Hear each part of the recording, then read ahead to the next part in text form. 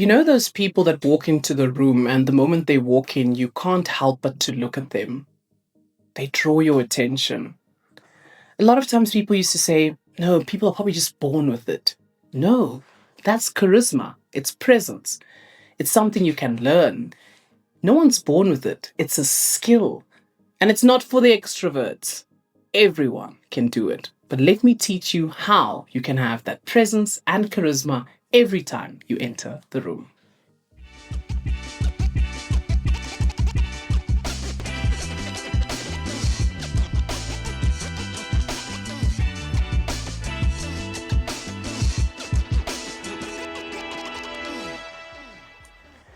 I know introverts are already thinking, I don't have time to perform.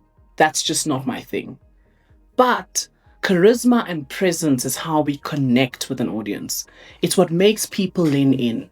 It's that moment you say, I had them in my hand like putty. And that comes from your ability to connect and your ability to say something without even opening your mouth. So the first thing I want you to do to start practicing having this charisma and presence is to choose your body language when you enter the room. I often say you need to say this in your head. Value has just entered. And as you walk in, you want to ensure that you keep strong posture, you're calm, you're confident, you make eye contact, you smile. All of these things add to charisma. And this, you haven't even said a word, but however you've already spoken, you've already communicated, you've already said, I've entered the room. And this is a conscious decision you have to start making. So practice tomorrow when you walk into the office. Walk in like value has just entered the room. And do it consciously so. The second thing I want you to think about is combining warmth with a bit of seriousness. And why am I saying this?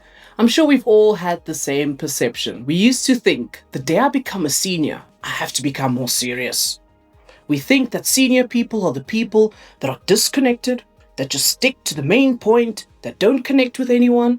But in actual fact, we've realized that the most inspiring leaders in the workplace, the executives that we love, are the ones that have a sense of warmth, yet very clear when it comes to direction.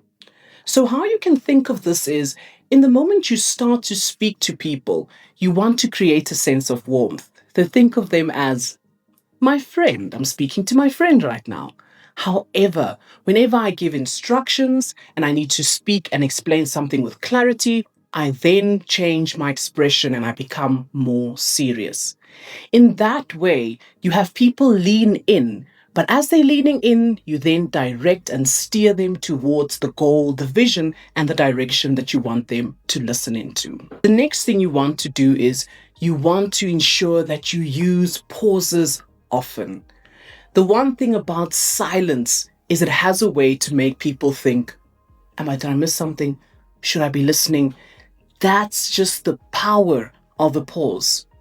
When you think about it, when you're asking a question and speaking immediately, the question loses its power. Saying to the team, how are you this morning? I hope you're all doing well, loses its power. But saying, how are you all this morning? Look around, care about what they have to say. And then you respond saying, I'm happy you're all doing well. Now that's authority. You're not afraid of the silence. You're always cognizant of the fact that you are speaking to people.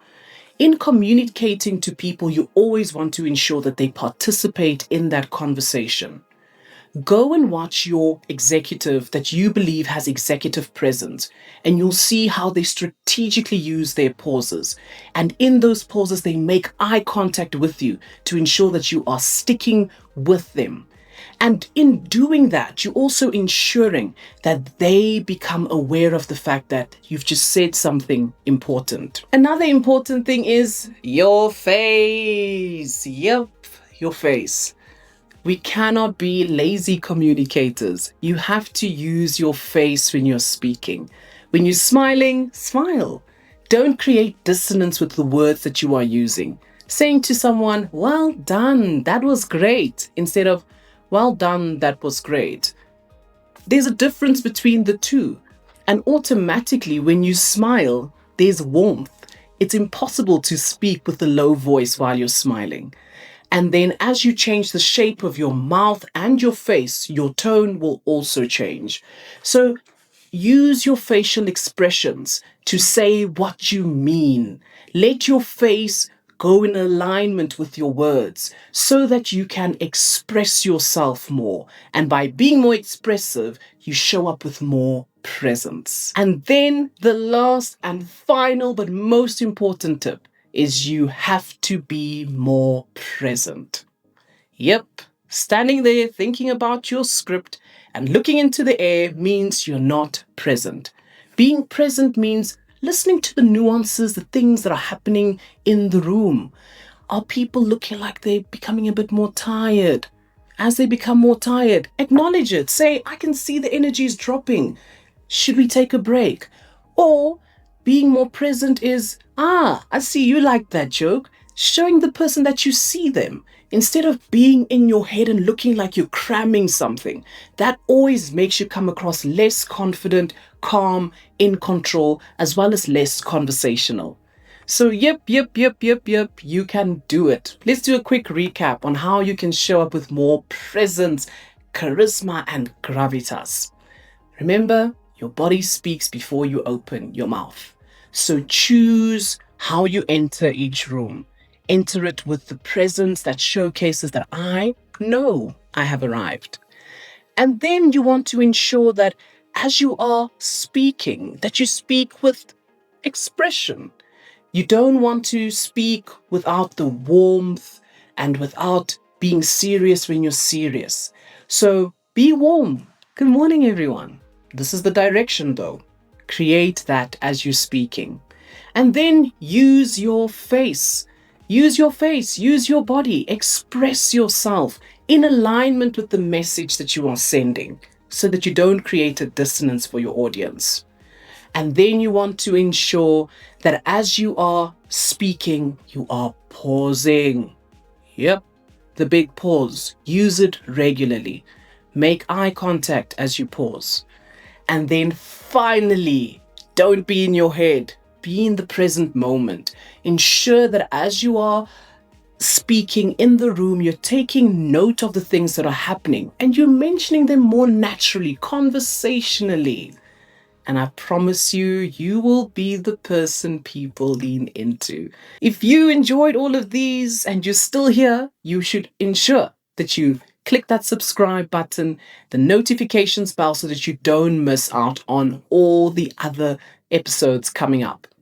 I'm going to leave you a 7-day free challenge where you and I can take this further, and I will help you for 7 days on how you can ensure you become an unforgettable speaker. Until I see you again, remain unforgettable.